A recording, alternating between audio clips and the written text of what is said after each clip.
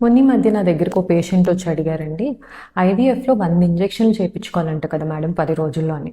ఈ 100 అనే నంబర్ ఎవరు చెప్పారో, అది ఎలా వచ్చిందో అయితే నాకు తెలీదు కానీ, ఇంజెక్షన్స్ అనేది ఎందుకుంటాయి, ఎన్నుండొచ్చు అనేది చెప్తాను. నార్మల్లీ పీరియడ్ వచ్చిన మూడో రోజు నుంచి ఇంజెక్షన్స్ అనేవి స్టార్ట్ అవుతాయండి ఐవీఎఫ్‌లో. మూడో రోజు నుంచి నార్మల్లీ 1 ఇంజెక్షన్‌తోనే స్టార్ట్ అయ్యిద్ది. ఆ ఇంజెక్షన్ స్టార్ట్ అయిన 5 రోజుల తర్వాత ఒక స్కాన్ చేసి చూస్తాము. వాటి ప్రకారంగా ఇంకొకటి కానీ ఇంకో 2 ఇంజెక్షన్స్ కానీ యాడ్ అవ్వచ్చు. సో టోటల్ 10 నుంచి 13 రోజుల వరకు టోటల్ ఇంజెక్షన్స్ ఉంటాయి. సో ఎందుకండి ఇన్ని రోజులు ఇంజెక్షన్స్ అని అంటే, పీరియడ్ వచ్చిన వెంటనే ఈ మూడో రోజు మనం చేసిన స్కాన్లో చిన్న ఫాలికల్సే ఉంటాయి.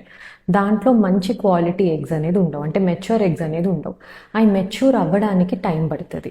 అవి ఎలా మెచ్యూర్ అయితే మంచి సైజ్ ఈ ఫాలికల్ పెరిగితేనే అవి మంచి మెచ్యూర్ ఎగ్స్ వచ్చే ఛాన్సెస్ మనకు ఉంటాయి. కాబట్టి అవి మంచి సైజు 17 mm కన్నా తర్వాత అప్పుడు మనం ఫైనల్ ఇంజెక్షన్ ఒకటి ఇచ్చుకుంటాం ఈ 10 నుంచి 13 రోజుల లోపల. ఆ ఫైనల్ ఇంజెక్షన్స్ మండే ఇస్తే వెడ్నెస్డే పొద్దున్న మిమ్మల్ని పిలిచి మీ ఎగ్ కలెక్షన్ అనేది అనెస్థీషియాలో ఉంటుంది. మధ్యలో వచ్చిన ట్యూస్డే ఏ ఇంజెక్షన్స్ ఉండవు. సో మీరే చూడండి 100 ఇంజెక్షన్స్ అయినాయా అసలు.